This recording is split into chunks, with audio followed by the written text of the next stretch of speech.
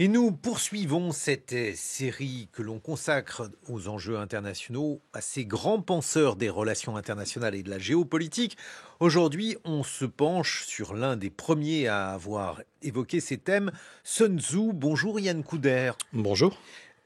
Courder, pardon. Vous êtes colonel dans l'armée française, historien de l'armée de terre, et on vous doit déchiffrer Sun Tzu, paru aux éditions de l'école de guerre. Mais alors, je ne sais jamais s'il faut dire Sun Tzu, Sun Tzu, qu'est-ce qu'il faut dire? Alors ça, c'est un vrai problème puisqu'il y a différentes façons d'orthographier et donc de prononcer l'auteur de l'art de la guerre. En fait, ça provient du fait que en 1958, la Chine a imposé son système de transcription des idéogrammes chinois vers les caractères romains. Et donc c'est le système qu'on appelle le pinyin, et la façon d'écrire l'auteur de l'art de la guerre, qu'on prononce Sun Tzu en chinois, c'est Sun Tzu, mais Sun Tzu orthographié de telle façon que ça se prononce Sun Tzu.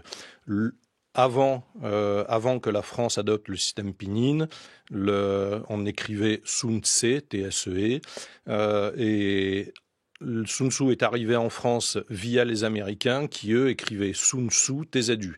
Et comme la traduction américaine a longtemps été la référence en France, la France, culturellement, dit Sun Tzu, mais aujourd'hui, maintenant que le pinyin est de plus en plus développé, on dit Sun Tzu, de la même façon qu'on dit Beijing et plus Pékin, qu'on dit Dao De Jing et plus Tao Te Ching, et ainsi de suite. Bon, alors, donc, on va dire Sun Tzu dans cet Sun entretien. Tzu ira très bien. On sait en tout cas qui il était. On date généralement ce penseur du 6e siècle avant Jésus-Christ. Est-ce que vous pouvez nous expliquer quel était le contexte dans lequel il a écrit et dans lequel cet homme a pensé cette guerre? Alors tout de suite, je tiens à faire une rectification par rapport à ce que vous venez de dire. Effectivement, la date du 6e siècle est la date que l'on retrouve communément affichée pour l'écriture de l'art de la guerre. En réalité, c'est faux. Les historiens ont montré que ça serait plutôt la deuxième moitié du 4e siècle avant Jésus-Christ.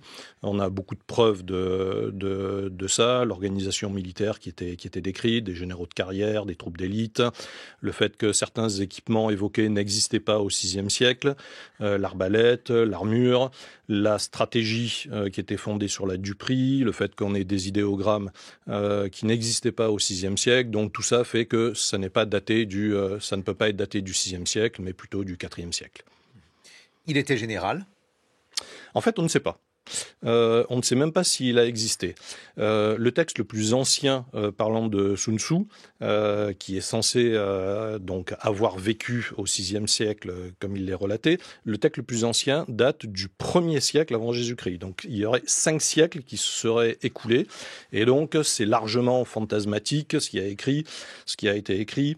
Aucune mention d'un tel personnage n'est trouvée dans les livres les ouvrages de l'époque. Il y a des ouvrages de référence, le commentaire de Zhao, qui est l'ouvrage qui recense tous les grands de la Chine, qui ne fait nullement mention de lui. Et en fait, on pense que il pourrait être légendaire, comme Confucius, comme Homère, et qu'il y aurait une école de pensée, peut-être qui à un moment a été dominée par une personne, mais qui a donné naissance à ce produit, à cette œuvre culturelle qui est l'art de la guerre. On sait que l'art de la guerre existait bien au IVe siècle avant Jésus-Christ, ça on en a des traces archéologiques. Par contre, le personnage en lui-même, pas sûr qu'il ait existé. Bon, et alors le statut du texte, Yann Couder, ça on le sait. Est-ce qu'on sait à partir de quand il a été lu et comment il est lu, ce texte? Alors, dès le début, il a été lu par les Chinois. Il y a régulièrement des références dans les différents textes historiques.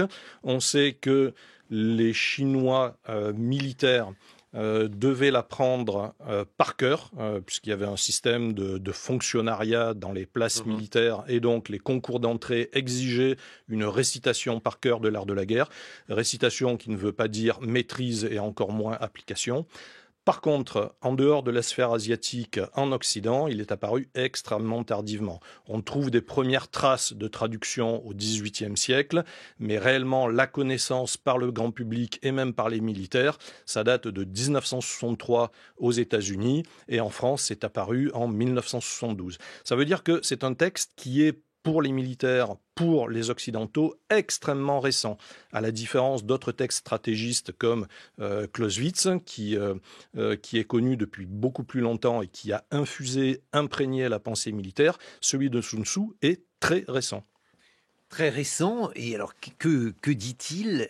Qu'est-ce qu'il contient? Pourquoi est-il aussi célèbre, Yann Couder? Alors, avant de dire exactement ce qu'il contient, il m'apparaît important de définir sa vision de la guerre. Quels sont les principes d'une guerre pour Sun Tzu? D'abord, il affiche que la guerre est une calamité, mais qu'elle est intrinsèque à la nature humaine. Donc ce serait une erreur que de ne pas l'étudier. Et quelque part, il le fait presque par dégoût et par nécessité. L'homme étant ce qu'il est, il fera la guerre. Donc il convient d'essayer de le faire au mieux possible. Le deuxième point, c'est que la conduite de la guerre, ça doit rester une affaire de militaires. Le souverain ne doit pas entraver les opérations militaires. Quelque part, pour retourner la formule de Clémenceau, on pourrait dire que la guerre est une chose trop grave pour être confiée aux politiques.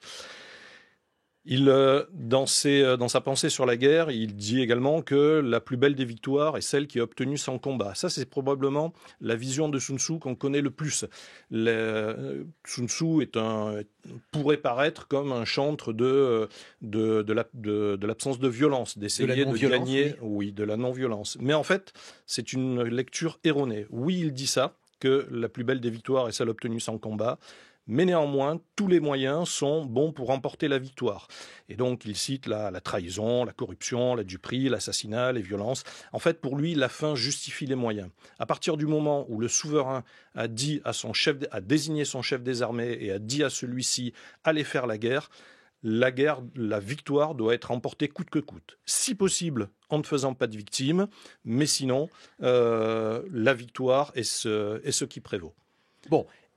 Donc, il a quand même une conception de la conduite de la guerre. Si tout cela échoue, si on a malheureusement des combats et si on ne peut pas faire autrement, Yann Couder, qu'est-ce qu'il dit, Sun Tzu, à ce sujet? Alors, il dit énormément de choses. Beaucoup d'idées sont distillées à travers son traité, mais je pense qu'on peut les résumer, en tout cas les agréger en deux grandes idées. La première, c'est qu'il faut acquérir la supériorité opérationnelle, c'est-à-dire il croit dans la puissance de la connaissance de l'ennemi, l'étude du terrain, le fait de faire de l'espionnage, et à contrario, le fait d'entraver l'adversaire dans cette acquisition du renseignement, en étant hermétique, en faisant de la désinformation. La deuxième grande idée, pour moi, c'est la victoire qui doit s'obtenir par une opportunité qu'on a su saisir. Toute l'action de l'armée et de la conduite des opérations vise à créer les conditions de la survenue de cette opportunité en harcelant l'adversaire. En fait, l'image de la guêpe qui va tout le temps piquer l'adversaire jusqu'à ce qu'à un moment l'adversaire baisse sa garde et c'est là où on peut l'attaquer, le frapper et le terrasser. Bon, et alors ça dessine les qualités d'un bon chef de guerre. Oui. Sous-entendu que ce n'est pas tant un traité qui s'adresse au chef de guerre, mais plutôt au souverain qui aura à désigner son chef de guerre. Parce que toutes les qualités qui sont nécessaires pour conduire et remporter la victoire ne peuvent pas s'acquérir au moment du combat, à l'épreuve du feu. Ce sont des qualités pour la plupart innées qui peuvent bien entendu s'améliorer, mais c'est vraiment l'art de la guerre peut être vu comme un miroir des princes, c'est-à-dire un traité qui dit au souverain voilà ce qu'est un bon chef, voilà ce qu'est un bon général, et donc choisissez selon ces critères. C'est un traité qui est rempli d'idées plutôt simples. En cela, il y a probablement une constante dans les traités stratégiques, en tout cas ceux qui sont beaucoup lus, Yann Couder. Alors, pas du tout. L'art de la guerre est un peu une exception. C'est un réservoir de maximes. La façon dont Hein. il a été écrite, c'est une succession d'injonctions qui sont très facilement accessibles. C'est un réservoir de citations. Sun Tzu, vous pouvez très facilement le tweeter. C'est des petites phrases, c'est des Bon, mais punchlines. est-ce que ça crée un tout quand même? Non, c'est très Ah oui? difficile, quand vous faites une lecture linéaire de cette succession de maximes, d'en ressortir les grands principes que je vous ai exposés. Il faut comprendre que ça a été écrit il y a plus de 2500 ans et qu'à l'époque, la façon d'écrire, d'exposer un savoir n'était pas du tout la même qu'aujourd'hui, où vous auriez une argumentation structurée avec une introduction, un développement, des conclusions, mais c'était plutôt une imprégnation qu'on faisait auprès de ses disciples. On donnait un ensemble de maximes et le disciple, petit à petit, comprenait ce que la philosophie du maître. Mais alors, est-ce que vous comprenez pourquoi ce traité nous est arrivé? Parce qu'il est très lu, il est lu dans les écoles de commerce, et il est considéré comme étant un ouvrage qui est très utile, y compris à des gens, donc, comme on l'a compris, qui ne font pas la guerre. Oui, parce que le fondement de l'art de la guerre, c'est de considérer que la guerre est une dialectique entre deux généraux, entre deux personnes.